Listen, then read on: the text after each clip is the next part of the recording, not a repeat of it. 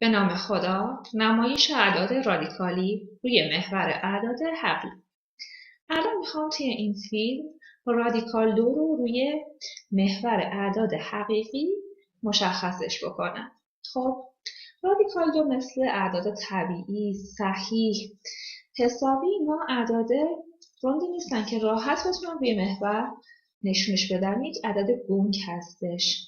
حالا میخوام یه راهی پیدا بکنم که این عدد گنگ رو روی محور نمایشش بدم. اول از همه میام چیکار میکنم؟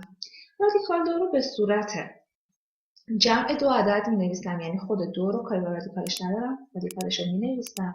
میتونم 2 رو به صورت جمع 1 و 1 بنویسم. خب حالا چک میکنم هر دو عددی که نوشتم مربع کامل باشن، یعنی جذر داشته باشن. هم یک جذر داره، هم یک جذر داره، پس مشکلی نداره، جذرشون میشه 1. خب پس مشکلی نداره. الان باید برم چیکار کنم؟ محورم رو رسم بکنم. من الان محور براتون رسم میکنم بچه‌ها. خب محورم رو رسم کردم، خطکش با خطکش اینو قسمت بندی میکنم، یک واحدش میکنم، وسط رو بگیرم 0. خب بعد اینجا 1، اینجا 2، اینجا 3 و همین ترتیب میتونم از این ورم بگیرم -1، -2. دیگه بیشتر از این نیازی نیستش. خب محورم رسم شد. حالا برم سراغ این دوتا یکی که نوشتم. از دوتا 1 خب جداگانه جذر میگیرم. جذر 1 میشه 1، جذر 1 میشه 1. حالا من این دوتا عدد به چه دردم میخوره؟ همیشه دوتا عددی که اینجا هستش به این درد میخوره که من میخوام یه مثلث ایجاد بکنم. مثلث قائم الزاویه. شروعش کجا هستش؟ شروعش توی محور کجاست؟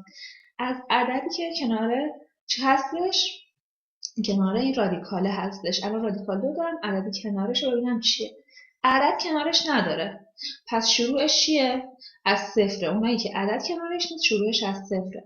پس مگه بخوام اینو رسمش بکنم از 0 شروع میکنم. حالا این دوتا عددی که اینجا هستش چیه؟ قاعده و ارتفاع مثلث قائم الزاویه‌ای هستش که من میخوام ایجاد بکنم. همیشه بچه‌ها قرار بکنیم که عددی که بزرگتر در اومد واسه قاعده باشه، عددی که کوچکتر در اومد واسه ارتفاع باشه. حالا از کدوم سمت حرکت کنم مثلثم رو ایجاد بکنم؟ اگه این رادیکال 2 علامتش مثبت باشه، خب علامتش مثبت باشه مثلثم باید برم به سمت راست ایجاد بکنم و اگه که علامت پشتش منفی باشه مثلثم باید از سمت چپ ایجاد بشه. خب من یه نقطه شروعم، چون عددی که رادیکال 2 نیست، نقطه شروعم 0 هستش. حالا چون جفت اعداد 1 شده فرق نمیکنه. خب من یک واحد باید برم چی؟ این بچه‌ها قاعدم 1، ارتفاعم 1. مثلا بزرگی رو بزنید واسه قاعده فرق نمیکنه، جفتش یکه. چون علامت کنار رادیکال 2 مثبت هستش، علامتی نداره یعنی مثبته. من باید برم مثلثم رو به سمت راست ایجاد کنم. یک واحد میرم سمت راست، یکی رفتم به سمت راست و یک واحدم روش عمود میکنم. خب گفتیم 1 سانتی متر باید بهش عمود بکنیم.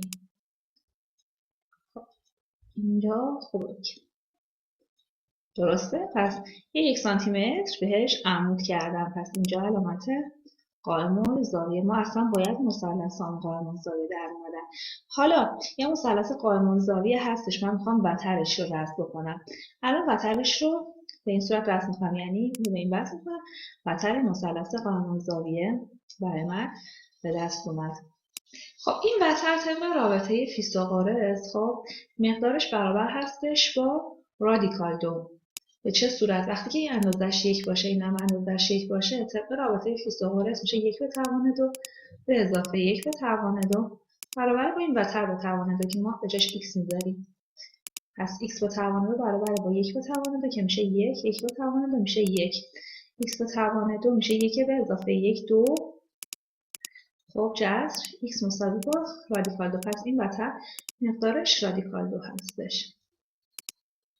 خب من میخوام بیام رادیکال 2 رو روی محور مشخصش کنم و توی این مرحله من از پرگار استفاده میکنم. از پرگار کمک میگیرم. پرگار رو میارم و اینکه سوزنش رو میذارم روی نقطه صفر و یک دایره میزنم به شعاع چی بچه ها؟ رادیکال دویی که برای من به دست اومد. خب الان کارو کردم، سوزنش رو گذاشتم روی نقطه صفر و الان میخوام یک دایره ای رسم بکنم. خب به شعاع رادیکال دو، ولی خب حالا این دایره فقط کامل رسم نکنم، فقط تا جایی که محور رو بیاد قطع بکنم. به این صورت من کمانم رو زدم. خب بچه همونطور که مشاهده میکنی کمانم رو زدم.